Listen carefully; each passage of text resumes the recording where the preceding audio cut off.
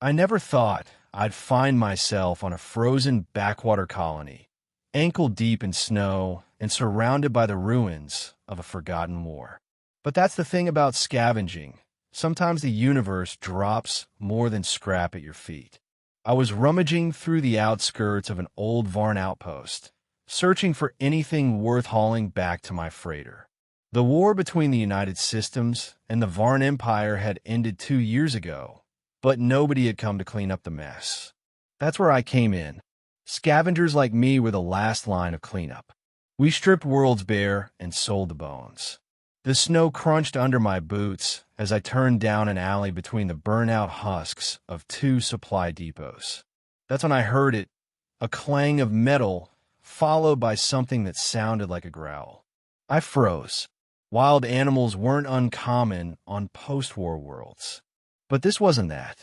The alley opened into a courtyard, and in the center was a cage. Rusted, old, but still sealed. Inside it were two figures. No, two women. Barely clothed, dirt-covered, but striking even in their condition. One had green skin like polished jade, her hair long and black, hanging in soaked tendrils. The other was pale violet, almost silver, with sharp, angular features and pointed ears. An elf? No, a Ciliari, if I had to guess. Genetic offshoots from Varne bioexperiments. And they were fighting, not with fury, but with desperation, grappling like caged animals. The kind of fight you get when you've been forced into it too long. "Hey!" I shouted. They both stopped instantly. Wild eyes turned toward me. The green-skinned one hissed, pressing back into a corner. The violet one merely tilted her head, watching me. "I'm not here to hurt you," I said, raising my hand slowly. "I'm just a scavenger." Neither moved. My hand went to the lock panel. Old Varntech. I'd cracked hundreds like it. Took me less than 2 minutes to bypass it with my wrist console. The door creaked open. They didn't move. "I'm setting you free," I said. Still nothing. Then, slowly, the violet one stepped forward, her bare feet crunching on old rust flakes. "Why?" The question startled me. "Because you shouldn't be in there," I replied. She exchanged a glance with a green-skinned one, who finally crept forward like a wary predator. She sniffed the air, sniffed me. Then she touched my wrist. "Human," she murmured, her voice smoky and low. I nodded. "You saved us," the violet said. "You belong to neither side." I blinked. "Neither? You mean the Varne or the United Systems?" "No. I work for myself." The green one gave a slow smile. "Then you're a rare thing." And that was the beginning. Their names were Sha'are, the violet one, and Kaisel, the green one. Bioengineered for war. Property of the Varne Empire. Weapons disguised in beauty. But when the Empire fell, they were abandoned, captured, caged, and forgotten on a planet no one cared about. I brought them aboard my ship, the Albatross. I figured I'd drop them off on the nearest habitable world, maybe get them in contact with a refugee ship. But things didn't go that way. They had no desire to leave. "We owe you a life debt," Sha'are said as she stood in my ship's galley, arms folded over her chest, violet eyes gleaming. Kaisel nodded beside her, biting into one of my protein bars like it was a gourmet meal. "One of us must repay you. The traditional way." I frowned. "What traditional way?" Sha'are took a step forward. "A mate." I nearly choked on my coffee. "A what?" Kaisel licked her fingers and purred. "We are not human, little scavenger. Our kind binds for survival. You saved us. Now we must give you something you cannot take from us, our loyalty and our bodies." "I didn't do it for that," I said quickly. Sha'are smiled. "That's why it matters." Days passed. I tried to stay out of their way. I gave them quarters, food, access to the ship's systems. But wherever I went, one of them followed. Kaisel was wild, curious. She'd show up in the engine bay, dripping with sweat, trying to learn how the hypercoil assembly worked. She'd sit next to me at meals and ask questions about Earth. What beaches tasted like, what sunlight felt like without frost. Shower A was quiet, strategic. She preferred sitting in the pilot chair when I wasn't using it, fingers dancing across the controls, learning my flight logs. She began making subtle upgrades. Efficient, precise. She spoke less but observed everything.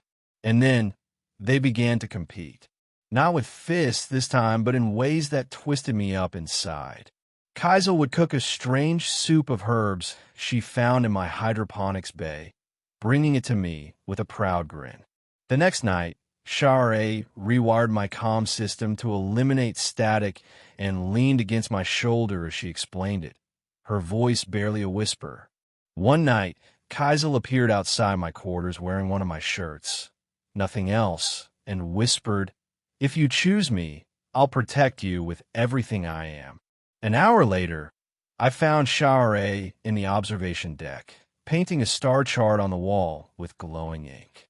"I memorized your favorite constellations," she said softly, "so you'll never forget where you belong."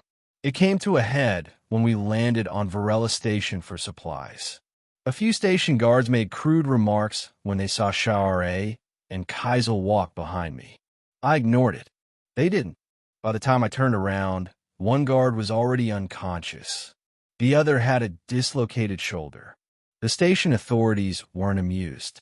"You keep dangerous aliens," the captain barked. "You deal with them." I had to make a choice.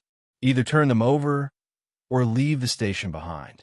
I looked at Kaisel, fuming but protective, and at Shara, cool but unapologetic. "We're leaving," I told the captain. Back on the ship, I finally confronted them. "You can't attack every idiot who looks at you wrong." "They insulted our mate," Kaisel growled. Shara stood silent, arms crossed. "I didn't ask to be your mate." "You didn't have to," Shara said, stepping forward. "Our bond is chosen, not just by biology, but by heart." I stare at both of them. Beautiful, fierce, loyal. "You're making me choose," I said quietly. Kaisel stepped close. "Yes." Shara reached out, touching my chest. "But only if your heart says yes." I stood between them in the ship's center corridor. The lights flickered softly, casting shadows on the floor. I looked at Kaisel, wildfire and chaos, the thrill of living in the moment. I looked at Shara, ice and depth, the quiet strength of eternity. And then I laughed. They blinked. "I'm just a scavenger," I said, shaking my head. "You can have anyone." "Why me?" Shara leaned in, eyes glowing. "Because you chose to free us." Kaisel grinned. "And now we choose you." I took a deep breath and held out both hands. We didn't follow human norms after that. In their culture, what fragments remained of it, a mate could be chosen by the heart, not by number. A triad was rare, sacred. We traveled from system to system, no longer just a scavenger ship, but a home. They helped me build it into something more, something powerful. We took on rescue contracts, liberated war-torn planets, and hunted Varne warlords who still clung to power. And every night, one or both of them was at my side, loyal, loving, fierce. I had set them free, but in truth, they had freed me too. From loneliness, from fear, from drifting without purpose. In the cold dark of space, I found fire and stars, and they were mine.